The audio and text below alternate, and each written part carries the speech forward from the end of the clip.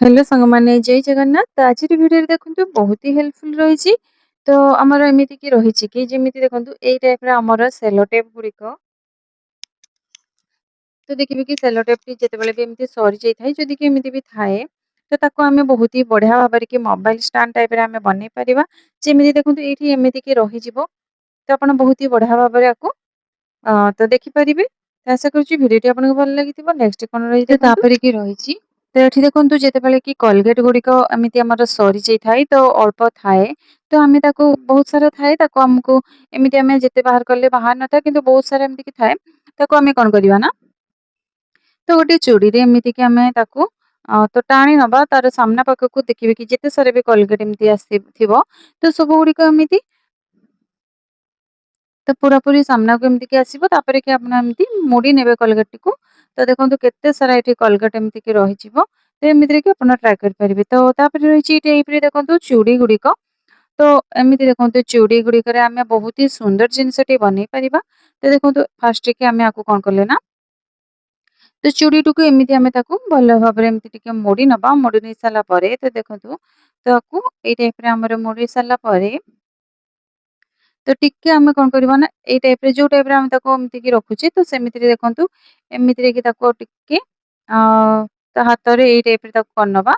ତ ତାପରେ କି ଦେଖନ୍ତୁ ଗୋଟେ ଚୁଡ଼ିଟିକୁ ଏମିତି ଫାର୍ଷ୍ଟ କି ମୋଡ଼ି ନବା ତାପରେ କି ଆଉ ଗୋଟେ ଚୁଡ଼ିକୁ ତ ସେମିତିରେ କି ଆମେ କ'ଣ କରିବା ନା ଦେଖନ୍ତୁ ଏଇ ଟାଇପ୍‌ରେ ଆମେ ରଖିନେଲା ପରେ କି ତ ଆଉ ଗୋଟେ ଚୁଡ଼ିକୁ ସେମିତି ଦେଖନ୍ତୁ ଏଠି ଏଇ ଟାଇପ୍‌ରେ ମାପରେ ଠିକ୍‌ସେ ରଖିବେ।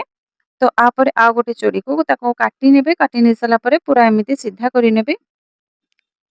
ତ ଦେଖନ୍ତୁ ଏମିତି ଚୁଡ଼ିଟିକୁ ତ ମଝିରେ କାଟି ନେଇକି ପୁରାପୁରି ଏମିତି ସିଧା କରିନେଇଛି। ତ ତାପରେ ଆମେ ଆକୁ କ'ଣ କରିବା ନା କୌଣସି ଗୋଟେ ଏମିତି ଝୁମକା ଟାଇପ୍‌ର ଆମେ ଆକୁ ଲଗେଇ ନବା। ତ ଦେଖନ୍ତୁ କୌଣସି ବି ଏମିତି କିଛି ତ ଲଗେଇ ନେଲା ପରେ କି ତାକୁ ଏଇ ଟାଇପ୍‌ରେ ଟିକେ ମୋଡ଼ି ନବା। ଦେଖନ୍ତୁ ଯୋଉ ଟାଇପ୍‌ରେ ଆମେ ତାକୁ ମୋଡ଼ୁଛେ ତ ସେମିତିରେ କି ମୋଡ଼ି ସାରିଲା ପରେ ତ ତାର ଲୁକ୍‌ଟି ଦେଖିବେ ଆପଣ ଆଉ ତାକୁ ବନେଇ ସାରିଲା ପରେ ଆପଣ ଦେଖିବେ ଯେ ଏତେ ସୁନ୍ଦର ଜିନିଷଟେ ବନିଯିବ। ତ ଫ୍ରି ଅଫ୍ କଷ୍ଟରେ ଏମିତି ଚୁଡ଼ିରେ ବହୁତ ହି ବଢ଼ିଆ ଭାବରେ ତ ଆମେ ଆକୁ ବହୁତ ହି ୟୁଜଫୁଲ୍ ଜିନିଷଟେ ବନେଇ ପାରିବା। ତ ଆକୁ ଦେଖନ୍ତୁ ଏଇଥିରେ କି ଆମେ ଆକୁ ମୋଡ଼ି ନବା। ମୋଡ଼ି ସାରିଲା ପରେ କି ତ ଏଇ ଟାଇପ୍‌ରେ ଆମର ହେଇଗଲା। ତ ଦେଖନ୍ତୁ ଏମିତିରେ କି ଟିକେ ତାକୁ ଏମିତି ରଖି ସାରିଲା ପରେ ତ ଆକୁ ଦେଖନ୍ତୁ ଯାହାକି ଆମେ ଫାର୍ଷ୍ଟ କି ବନେଇଥିଲୁ ଏମିତିକି ମୋଡ଼ି ଦେଇଥିଲୁ ଚୁଡ଼ିଟିକୁ ତ ତାକୁ ଏମିତି ମୋଡ଼ି ଦେଇଥିଲୁ। ତ ତାକୁ ଆଉ ଏଇ ଦୁଇଟି ଜିନିଷ ଆମର ଏଇ ଟାଇପ୍‌ରେ ବନେଇବାର ଅଛି। ତ ବନେଇ ଦେଇ ସାରିଲା ପରେ ଆପଣଙ୍କୁ ଲଗେଇକି ଦେଖଉଛି ଯେ ଆପଣ କେତେ ସୁନ୍ଦର ଟାଇପ୍‌ର ଲାଗୁଛି। ଆପଣ ତ ଦେଖିକି ଜାଣିପାରୁଥିବେ ତ ଇଏ ଆମର କ'ଣ ବନିଗଲା ଯାହାକି ଏମିତି ଦେଖନ୍ତୁ ଚୁଡ଼ିରେ ବହୁତ ହି ସୁନ୍ଦର ଟାଇପ୍‌ର ଆମର ହେୟାର କ୍ଲିପ୍ ଟାଇପ୍‌ରେ ବହୁତ ହି ବଢ଼ିଆ ଭାବରେ ତ ଚୁଟିରେ ଯେତେବେଳେ ବି ଆମେ ଲଗେଇବା ବହୁତ ହି ସୁନ୍ଦର ଭାବରେ ଏମିତି ଲଗେଇଲା ପରେ ବହୁତ ବଢ଼ିଆ ଲାଗିବ। ଆଉ ଏମିତି ଦେଖନ୍ତୁ ଏମିତି ଲଗେଇ ନେବେ। ଲଗେଇ ନେଇ ସାରିଲା ପରେ କ୍ଲିପ୍‌ଟି ଯୋଉ ଟାଇପ୍‌ରେ ଏମିତି ଆମେ ଲଗଉ ତ ସେମିତିରେ କି ଲଗେଇଦେବେ। ତ ତାର ଡିଜାଇନଟି ଏତେ ବଢ଼ିଆ ଲାଗିବ। ତ ଦେଖନ୍ତୁ ଏମିତିରେ କି ଲଗେଇ ନେବେ। ତ ଏଠି ଲଗେଇକି ଆପଣଙ୍କୁ ଦେଖଉଛି ଦେଖନ୍ତୁ ଏଇ ଟାଇପ୍‌ରେ ଭଲ ଭାବରେ କି ଲଗେଇ ନବା। ତ ଏଇ ଦେଖନ୍ତୁ ବିଲକୁଲ ହିଁ ଜଣା ପଡ଼ିବନି ଆଉ ବହୁତ ହି ବଢ଼ିଆ ଲାଗିବ। ତ ଏମିତିରେ କି ଆପଣଙ୍କର ତ ଟ୍ରାଏ କରିପାରିବେ। ଆଶା କରୁଛି ଭିଡ଼ିଓଟି ଆପଣଙ୍କୁ ଭଲ ଲାଗିଥିବ। ତ ତାପରେ ରହିଛି ଏମିତି ଦେଖନ୍ତୁ ନଡ଼ିଆ ଗୁଡ଼ିକ ଆମେ ଯେତେବେଳେ ବି ତ ଏମିତି ଆମେ ଫାଳ କରିଦେଇଥାଉ ଦେଖିବେ କି ଏମିତି ଖଣ୍ଡ ଖଣ୍ଡ ଟାଇପ୍‌ରେ ହେଇଯାଇଥାଏ। ତାକୁ ଆମକୁ କରିବା ପାଇଁ ଅଡ଼ୁଆ ଲାଗିଥାଏ। ଏମିତି ଦେଖନ୍ତୁ ଗୋଟିଏ ଏମିତି ଆମେ କିଚେନ୍‌ରେ ଯାହା ବି ବ୍ୟବହାର କରୁଛେ ଏଇ ଟାଇପ୍‌ର ଆମର ଧାରୁଆ ଟାଇପ୍‌ରେ ପୁରା ଏମିତି ଖୁସୁଣି ଟାଇପ୍‌ରେ ତ ତାକୁ ଆମେ କ'ଣ କରିବା ନା ତ ପୁରା ଏମିତି ଯାହାକି ପୁରା ଧାରୁଆ ଟାଇପ୍‌ରେ ଥିବ, ଷ୍ଟ୍ରଙ୍ଗ ଥିବ ତାକୁ ଦେଖନ୍ତୁ ଏତେ ସୁନ୍ଦର ଭାବରେ କି ସେ କାଟି ହେଇଯିବ। ବହୁତ ହି ବଢ଼ିଆ ଭାବରେ ଏମିତି ଛୋଟ ଛୋଟରେ କି ଆମେ ତାକୁ କାଟି ନବା। କାଟି ସାରିଲା ପରେ ଆମେ ଆକୁ କ'ଣ କରିବା ନା ଏ ଦେଖନ୍ତୁ ତାର ସବୁ ଯେତିକି ସାରା ବି ଆମେ ଆକୁ ଏମିତି ବାହାର କରିନେଲୁ କାଟିକି। ତ ତାପରେ ଆମେ ଦେଖନ୍ତୁ ଆକୁ ଏମିତିରେ ତ ଆମେ ଛୋଟ ଛୋଟ କି ଏମିତି କାଟିଦେଲେ ଆମେ ତ ଆମେ କରିପାରିବାନି ଭାଙ୍ଗି ଯାଇଥିଲେ ନଡ଼ିଆ ଗୁଡ଼ିକ ଛୋଟ ଛୋଟ କି। ତ ଆମେ ଆକୁ ଖୁବ୍ ସହଜରେ କି ଏମିତି କରିପାରିବା। ଆମେ ଦେଖନ୍ତୁ ଏଇଥିରେ କି ଏମିତି ସବୁ କାଟି ନେଲା ପରେ କି ଏମିତି ଗ୍ରାଇଣ୍ଡରରେ ଆମେ ତ ଦେଇଦେବା। ଗ୍ରାଇଣ୍ଡର ଜାର୍‌ରେ ଦେଇ ସାରିଲା ପରେ ଗୋଟେ ସେକେଣ୍ଡରେ ହିଁ ଆପଣଙ୍କର ନଡ଼ିଆ ଗୁଡ଼ିକ ବହୁତ ହି ବଢ଼ିଆ ଭାବରେ ଏମିତିକି କୋରି ହେଇଯିବ। ଦେଖନ୍ତୁ ବହୁତ ସୁନ୍ଦର ସେ ହିଁ ଆମେ ଆକୁ ଏମିତିକି କରିକି ଆପଣଙ୍କର ଯାହା ବି ବନେଇବାର ଅଛି ଆକୁ ବନେଇ ପାରିବେ। ତ ଆଶା କରୁଛି ଭିଡ଼ିଓଟି ଆପଣଙ୍କୁ ଭଲ ଲାଗିଥିବ। ତ ବହୁତ ହି କମ୍ ସମୟରେ ଦେଖନ୍ତୁ କେତେ ସାରା ଏମିତି ବହୁତ ସାରା ନଡ଼ିଆକୁ ବି ଗୋଟେ ସେକେଣ୍ଡରେ ହିଁ ଏମିତିକି ଆକୁ ଗ୍ରାଇଣ୍ଡିଙ୍ଗ କରିପାରିବେ।